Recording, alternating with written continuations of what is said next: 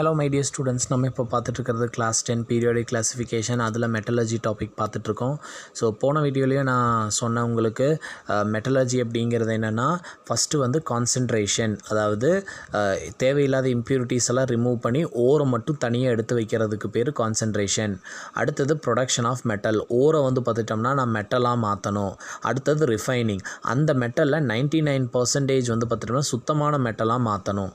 So இதுதான் 3 process: concentration, production of metal and refining of the metal. இதுதான். So அப்புறம் technical terms எல்லாம் பார்த்தோம். ஓகே, இந்த கான்சன்ட்ரேஷன் நிறையா டைப்ஸ் இருக்குது. அதாவது எல்லாத்தையும் ஒரே மாதிரி கான்சன்ட்ரேஷன் பண்ண முடியாது. மெட்டலோட அந்த ஓரோட நேச்சரை பொறுத்து அதை வந்து பார்த்துட்டோம்னா மெத்தட் வந்து மாறிக்கிட்டே இருக்கும். ஓகே, இப்போ நம்ம ஒரு மெத்தடாக வந்து பார்த்துட்டோம்னா பார்க்க ஆரம்பிக்கலாம். ரொம்ப சிம்பிள் தான்ப்பா, நீங்கள் நினைக்கிற மாதிரி கஷ்டம்லாம் கிடையாது. ஸோ இதில் என்ன பண்ணுறாங்கன்னு பார்த்துட்டிங்கன்னா, ஃபஸ்ட்டு மெத்தடுக்கு பேர் hydraulic method R gravity separation. இது நான் ஸ்டார்டிங்கே சொல்லிடுறேன். இந்த மெத்தட் வந்து ஓர் வந்து ஆக்சைடு ஓராக இருந்தால் மட்டும்தான் இதை யூஸ் பண்ண முடியும்.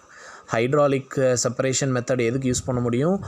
ஓர் வந்து ஆக்சைடு ஓராக இருந்துச்சுன்னா மட்டும்தான் வந்து பார்த்துட்டிங்கன்னா இதை நம்மளால் யூஸ் பண்ண முடியும்.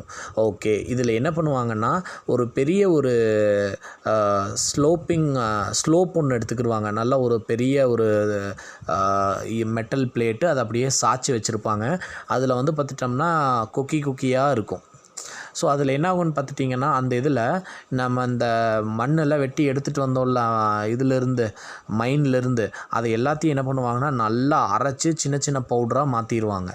அதை என்ன பண்ணுவாங்கன்னா இந்த சாய்ச்சி வச்சுருக்கிற இந்த பிளேட்டு மேலே போட்டு தண்ணியை ஸ்பீடாக அது மேலே அடிப்பாங்க. அப்போ என்ன ஆகுன்னு பாருங்கள், நான் சொல்கிற டெக்னிக்கல் வேர்டு பாருங்கள், இந்த வேர்டு தான் ரொம்ப முக்கியம். ஸோ அது மேலே தண்ணியை நான் ஸ்பீடாக வந்து பார்த்துட்டோம்னா அடிக்கிறப்ப என்ன ஆகுன்னா, லைட்டாக இருக்கக்கூடிய impurities are washed away. Lighter impurity, இங்கே பாருங்கள், இம்ப்யூரிட்டி லைட்டு, சரியா? ஸோ ரொம்ப லைட்டாக இருக்கக்கூடிய இம்ப்யூரிட்டி தண்ணியோட ஃபோர்ஸ் தாங்காமல் எல்லாம் அடிச்சுட்டு போயிடும். ஹெவியாக இருக்கக்கூடிய ஓர்ஸ் வந்து பார்த்துட்டிங்கன்னா அங்கேயே அந்த வளையமாக கொக்கி இருக்குதுன்னு சொன்னேன்ல, அதில் வந்து பார்த்துட்டோம்னா சிக்கிக்கிறோம். ஸோ இது புரிஞ்சா? So gravity separation method is meant only for oxide wore.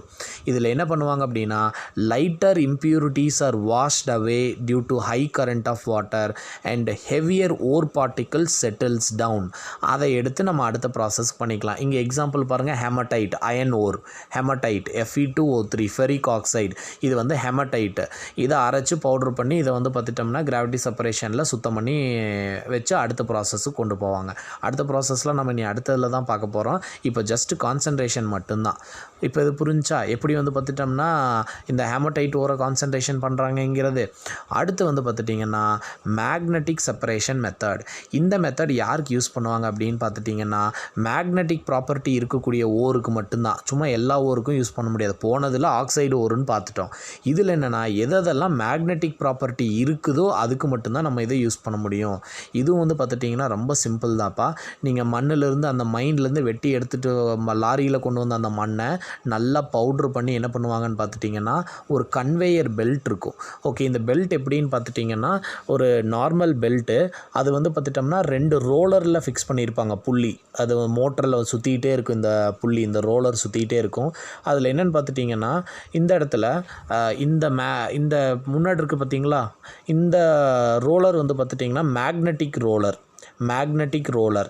Okay, இப்போ நம்ம அந்த அரைச்சி வச்சு அந்த மண்ணை வந்து பார்த்துட்டோம்னா உள்ளுக்குள்ளே நான் கொட்ட போகிறேன். அப்போ இங்கே என்ன ஆகுன்னா, மேக்னெட்டிக் ப்ராப்பர்ட்டி இருக்கிறது வந்து பார்த்துட்டோம்னா ஒட்டிட்டு பக்கத்துலேயே கீழே விழுகுமா, மேக்னெட்டாக இல்லாதது கொஞ்சம் தூக்கி அந்த பக்கம் தள்ளி வீசிடுமா. அப்போ என்ன ஆகுன்னா, நான் மேக்னெட்டிக் பார்ட்டிகல்ஸ் வந்து பார்த்துட்டோம்னா ரோலரை விட்டு விலகி விழுகும். ரோலருக்கு கீழேயே விழுகிறது வந்து பார்த்துட்டிங்கன்னா மேக்னெட்டிக் ப்ராப்பர்ட்டி. ஸோ இதில் எது எனக்கு 2ல் எது வேணுமோ, ஏன்னா உள்ளுக்குள்ளே எது நம்மளுக்கு தேவையானது இருக்குன்னு சொல்ல முடியாது. இந்த 2ல் எது வேணுமோ அதை வந்து நம்ம எடுத்து அடுத்த ப்ராசஸுக்கு கொண்டு போய்க்கலாம். அப்போ ஆக மொத்தத்தில் மேக்னெட்டிக் செப்பரேஷன் மெத்தட் யாருக்கு மட்டும்தான் யூஸ் பண்ண முடியும் அப்படின்னு சொல்லி கேட்டாங்கன்னா, எந்தெந்த ஓருக்கெல்லாம் மேக்னெட்டிக் ப்ராப்பர்ட்டி இருக்கோ அதுக்கு மட்டும்தான் யூஸ் பண்ண முடியும். அப்போ தான் வந்து பார்த்துட்டோம்னா எனக்கு அந்த ரோலரில் ஒட்டிட்டு வந்து பக்கத்தில் விழுகும், இன்னொன்று வந்து ஒட்டாமல் தூரமாக தள்ளி விழுகும். எக்ஸாம்பிள் வந்து பார்த்துட்டோம்னா tin stone SnO2 stannous oxide ore of a tin இங்கே கொடுத்துருக்காங்க. நெக்ஸ்ட் வந்து பார்த்துட்டிங்கன்னா நெக்ஸ்ட் என்ன கொடுத்துருக்காங்கன்னா இந்த இடத்துல ஃப்ரோத் ஃப்ளோட்டேஷன் ப்ராசஸ். இதுவும் வந்து பார்த்துட்டிங்கன்னா ரொம்ப ஈஸி. நான் சொல்கிறது மட்டும் கரெக்டாக அப்படியே ஞாபகம் வச்சுக்காங்க. ஒரு பெரிய ஒரு இரும்பு தொட்டி எடுத்துக்கிறாங்க. அதுக்குள்ளே என்ன பண்ணுறாங்கன்னா தண்ணி ஊற்றிட்டு கொஞ்சம் பைன் ஆயில் ஊற்றுவாங்க. பைன் ஆயில் இப்போ ஊற்றினோம்னா கொஞ்சம் நல்லா நுர வரும். ஸோ பைன் ஆயில் நம்மளுக்கு உள்ளே ஊற்றிட்டாங்க. ஓகே, இப்போது எந்த ஓரில் எந்த மண்ணிலிருந்து நீங்கள் ஓரை பிரித்து எடுக்கணுமோ அந்த மண்ணை வந்து பார்த்துட்டோம்னா இதுக்குள்ளே நீங்கள் கொட்டணும். அந்த மைன்லேருந்து லாரியில் கொண்டு வந்து அந்த மண்ணை அரைச்சி இதுக்குள்ளே கொட்டணும். ஸோ இதில் கொட்டிட்டு என்ன பண்ணணும் அப்படின்னா உள்ளுக்குள்ளே வந்து நல்லா காற்றை உள்ளுக்குள்ளே இது பண்ணி இந்த மிக்சியில் எப்படி அப்படி இப்படி இந்த வாஷிங் மிஷினில் எப்படி அலசிக்கிட்டே இருக்குது உள்ளுக்குள்ளே அந்த மாதிரி இதை நல்லா அஜிடேட் பண்ணுவாங்க. அப்போ என்ன ஆகுனா நல்ல நுர வர ஆரம்பிக்கும். நுர வர்றப்போ என்னென்னு பாருங்கள், மறுபடியும் கீவேர்டு நான் சொல்கிறேன் பாருங்கள் என்ன ஆகுன்ட்டு. இங்கே என்ன ஆகுன்னு பார்த்துட்டிங்கன்னா லைட்டர் ஓர் பார்ட்டிகல்ஸ் எல்லாமே நுரையில் ஒட்டிட்டு மேலே வந்து மிதந்துட்டுருக்கும். லைட்டர் ஓர் வந்து பார்த்துட்டிங்கன்னா நுரையில் ஒட்டிட்டு மேலே வந்து பார்த்துட்டோம்னா எனக்கு அப்படியே நுர கூட ஒட்டி மேலே இருக்கும். ஹெவியாக இருக்கக்கூடிய இம்ப்யூரிட்டிஸ் கீழேயே தங்கிடும். ஹெவியாக இருக்கக்கூடிய இம்ப்யூரிட்டிஸ் பாருங்கள், ஹைட்ராலிக்கு இதுக்கும் நான் சொல்கிறது அப்படியே ஆப்போசிட். ஹைட்ராலிக்கில் வந்து பார்த்துட்டோம்னா லைட்டாக இருக்கக்கூடிய இம்ப்யூரிட்டிஸ் எல்லாம் தண்ணியில் அடிச்சுட்டு போயிடும். ஹெவியாக இருக்கக்கூடிய ஓர் பார்ட்டிகல்ஸ் செட்டில் ஆயிரும். ஆனால் இங்கே அப்படி கிடையாது. லைட்டாக இருக்கக்கூடிய ஓர் பார்ட்டிகல்ஸ் நுரையோடு ஒட்டிட்டு மேலே வந்து மிதந்துட்டுருக்கும். ஹெவியாக இருக்கக்கூடிய இம்ப்யூரிட்டிஸ் வந்து பார்த்துட்டோம்னா அடியிலேயே செட்டில் ஆகிருக்கும். அப்போ என்ன பண்ணுவாங்கன்னா மேலே இருக்க அந்த நுரையை ஸ்கிம் பண்ணி எடுத்து காய வச்சு அதை வந்து பார்த்துட்டோம்னா அடுத்த ப்ராசஸுக்கு பண்ணிக்கிடுவாங்க. ஸோ இந்த இடத்துல இந்த மெத்தட் யாருக்கு மட்டும்தான் யூஸ் பண்ண முடியும்னு பார்த்துட்டிங்கன்னா சல்ஃபைடு ஓருக்கு மட்டும்தான் யூஸ் பண்ண முடியும். சல்ஃபைடு எதெல்லாம் சல்ஃபைடு ஓரோ அது மட்டும்தான். இப்போ மறுபடியும் ஒரு டைம் நான் சொல்கிறேன் பாருங்கள், ஹைட்ராலிக் செப்பரேஷன் மெத்தடில் வந்து பார்த்துட்டிங்கன்னா எந்த ஓர் யூஸ் பண்ண முடியும்னா ஆக்சைடு ஓர். மேக்னெட்டிக் செப்பரேஷன் மெத்தடில் வந்து பார்த்துட்டிங்கன்னா மேக்னெட்டிக் ஓர் என்ன இருக்கோ அதான் யூஸ் பண்ண முடியும். ஃப்ரோத் ஃப்ளோட்டேஷன் ப்ராசஸில் சல்ஃபைடு ஓர் மட்டும்தான் யூஸ் பண்ண முடியும். ஸோ இது புரிஞ்சிச்சா? அண்ட் அடுத்த லாஸ்ட் மெத்தட் என்னன்னு பார்த்துட்டிங்கன்னா கெமிக்கல் மெத்தட் ஆர் லீச்சிங். இந்த லீச்சிங் அப்படின்னு தான் அதிகமாக சொல்லுவாங்க. இந்த மெத்தடில் என்ன பண்ணுவாங்கன்னு பார்த்துட்டிங்கன்னா இந்த ore is in a very pure form இப்படி இருந்தால் மட்டும்தான் இந்த மெத்தட் நம்மளால் பண்ண முடியும். This method is employed when the ore is in a very pure form.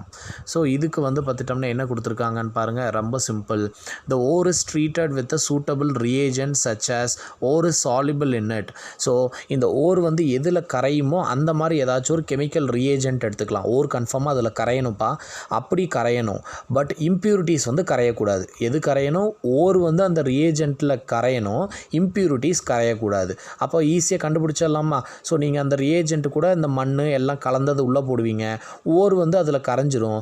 மண் கல்லெல்லாம் இருக்கிறது வந்து பார்த்தோம்னா கரையாமல் இருக்கும் இம்ப்யூரிட்டிஸ் எல்லாம். அப்போ இம்ப்யூரிட்டிஸை மட்டும் நீங்கள் ஈஸியாக ரிமூவ் பண்ணிவிட்டு அண்ட் அதுக்கப்புறம் அந்த ஓர் இருக்குது பார்த்தீங்களா, கரைஞ்சி போன ஓர், அதை வந்து பார்த்துட்டோம்னா ப்ரெசிபிட்டேட் பண்ணலாம். ப்ரெசிபிட்டேட் பண்ணி அதாவது சின்ன சின்ன அந்த திட்டாக வந்து பார்த்துட்டோம்னா நம்மளுக்கு லேயர் மாதிரி எனக்கு ஃபார்ம் ஆகும். ஸோ ப்ரெசிபிட்டேட்டாக ஃபார்ம் ஆயிரும். ஸோ அப்படி வந்து பார்த்துட்டோம்னா அதை ரிமூவ் பண்ணி அடுத்த ப்ராசஸ் பண்ணிக்கலாம். எக்ஸாம்பிள் இங்கே பாருங்கள், பாக்சைட் அதாவது அலுமினியமோட ஓர் வந்து பார்த்துட்டோம்னா இந்த மெத்தடில் தான் பண்ணுறேன்னு சொல்கிறாங்க. ஸோ இப்போ வரைக்கும் நம்ம பார்த்தது 4 method. Gravity separation method oxide ஓருக்கு மட்டும். Example iron, haematite. ரெண்டாவது வந்து பார்த்துட்டிங்கன்னா மேக்னெட்டிக் செப்பரேஷன் மெத்தட், அது வந்து மேக்னெட்டிக் மெட்டீரியல் மேக்னெட்டிக் ஓர் மட்டும்தான். எக்ஸாம்பிள் டின் ஸ்டோன் அதாவது ஸ்டானஸ் ஆக்சைடு. மூணாவது வந்து பார்த்துட்டிங்கன்னா இது ஃப்ரோத் ஃப்ளோட்டேஷன் ப்ராசஸ், இது வந்து சல்ஃபைடு ஓருக்கு மட்டும்தான். Example zinc blend, copper pyrite, இது எல்லாமே. நாலாவது லீச்சிங் வந்து பார்த்துட்டிங்கன்னா எதெல்லாம் வந்து ரியேஜென்ட்டில் கரையுமோ ஓர் வந்து ரியேஜென்ட்டில் கரையணும், இம்ப்யூரிட்டிஸ் ரியேஜென்ட்டில் கரையக்கூடாது. இதுக்கும் வந்து பார்த்துட்டிங்கன்னா ஹேமடைட்டே தான் பாக்சைட்டு தான் எடுத்திருக்காங்க அலுமினியமோட ஓர். ஸோ இது எல்லாம் தான் வந்து பார்த்துட்டிங்கன்னா different methods of concentration. First step இதுதான், கான்சென்ட்ரேஷன். வெட்டி எடுத்துகிட்டு லாரி ஃபுல்லாக இருக்கக்கூடிய ஒரு மண்ணை அதில் மெஜாரிட்டியாக இருக்கக்கூடிய இம்ப்யூரிட்டிஸை ஸ்டார்டிங்கே ஃபுல்லாக ரிமூவ் பண்ணிவிட்டு தேவையான ஓர் மட்டும் வச்சுக்கிற ப்ராசஸுக்கு பேர் தான் கான்சென்ட்ரேஷன். அடுத்தது தான் நம்ம வந்து என்ன பண்ண போகிறோம்னா பியூரிஃபிகேஷன் ஆஃப் த மெட்டல்லாம் நம்ம பார்க்க போகிறோம்.